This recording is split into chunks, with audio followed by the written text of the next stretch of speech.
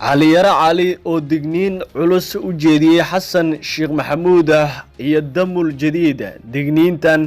محي سلكو كويسا محا كجرة إن عقبضا وكجدق يدولد فدرال كايو هوغاميو مدحوينه مدن حسن الشيخ محمود إني هوري وقود عدي مامولكي إساقا كوريي ومدحوينه كاها مدحويني هوري دالكا محمد عبد الله فرماجو iyo xogo hoose aan helnay ayaad kaga bogan doontaan warbixintan marka hore daawade waxaan ka codsanayaa inaad subscribe taabato channelkeena like taabato aad sii share gareyso si aan u helno saaxiibo u qalbi wanaagsan sida adiga oo kale gudoomiye ku-xigeenkii hore ee amniga iyo siyaasadda gobolka Banaadir Cali Cabdi Wardheere Cali Yare ayaa digniin waxa uu jeediyay maamulka xilligan jira ee damul jadiid ugu horeeyay madaxweynaha dalka Xasan Sheekh Maxamuud Cali Yare Cali ayaa waxa uu kamid ahaa xubnihii ugu waaweynaa ee maamulkii hore ee dawladii xilkeedu dhamaaday ee nabad iyo nolol gaar ahaan shakhsiyaadkii ugu waaweynaa ee xagga social media waxaana xilligan uu digniin u jeediyay madaxweynaha dalka Xasan Sheekh Maxamuud iyo sidoo kale tadamul jadiid fariintan oo ku soo qoray boggiisa gaarka ah ee Facebook ayaana waxay u dhaceysay sida tan waxa uu sheegay in dawladda federaalka ah ee xilligan jirta aysan awood u lahayn in ay xilligan faragelin siyaasadeed ay ku sameyso ama in ay wax ka bedesho maamulka ka jira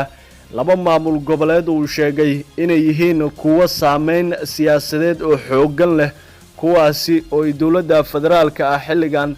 aysan ku degdegi karin haddaba fariintan waxa uu ku sheegay in maamulka Puntland uu yahay maamul qaangaar ah oo aysan isku dheerari karin maamulada kale ayuu yiri ee dalka ka jira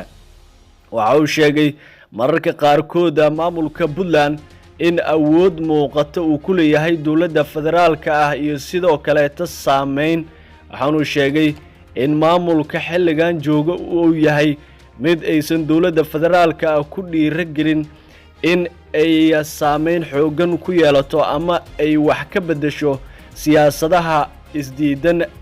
bilihii ugu dambeeyay ee ka jiray maamulka Puntland kaasi u dhaxeeyay madaxweynaha xilligan ee Saciid Dani iyo sidoo kale urur siyaasadeedka saameynta xooggan ku lahaa sanadihii ugu dambeeyay maamulka Puntland ee loo yaqaano Aranjan kuwaasi oo saameyn xooggan uu yeeshay dagaalkan siyaasadeed ee u dhaxeeya haddaba waxa uu sheegay in maamulka Puntland uu yahay maamul si weyn uga digtoon mar waliba in dawladda federaalka ah ay faragelin siyaasadeed ku sameyso ama ay wax ka bedesho waxaan uu sheegay in uu yahay maamul qaangaar kaasi oo fikirka uu ka go'o mar waliba isimada iyo shacabka kuwaasi oo mar waliba ilaaliya heshiiska bulsho ay la galayaan maamulada kale iyo sidoo kale dawladda federaalka ah ayuu yiri maamulka ee Puntland ayaana dhidibada loo taagay sanadkii 1998 isaga oo 24 sano jirsada waxaan uu sheegay wixii Puntland ka soo haray in lagu tilmaami karo ayuu yiri maamullo magacuyaal ah ama iska ah faca iska celi ah waxaan uu sheegay maamulka Puntland in xilli waliba uu yahay mid ka saameyn badan maamulada kale si gaarana ay dawladda federaalka ah ula xisaabtami karin ayuu yiri waxa uu sheegay maamulka ee xilligan siyaasad ahaan awood leh oo dawladda federaalka ah xilligan faragelinays ku sameey karin ama sidoo kale xilligan ay saameyn muuqato ku dhaxyeelo karin waxa uu sheegay inuu yahay maamulka Koonfur Galbeed waxa uu sheegay in maamulkaas tan iyo markii uu qabtay madaxweyne lafta gareen uu waxyaabo badan ka bedelay tusaale ahaan ayuu yiri dhismayaasha mashaariicda sidoo kale tababarada ciidamada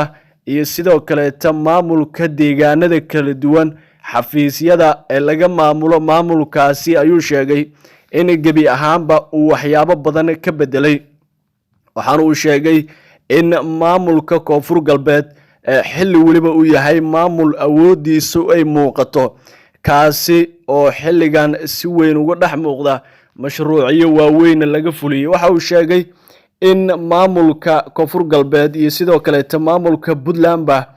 aysan dowladda federaalka ah xilligan aysan ku yeelan karin saameyn faragelineed ama sidoo kale in aysan xilligan wax ka bedel aysan ku sameyn karin. haddaba maamulka Koonfur Galbeed ayaana waxyaabaha laga xusi karo waxa kamid ah mashaariic kala duwan oo ugu horeeyo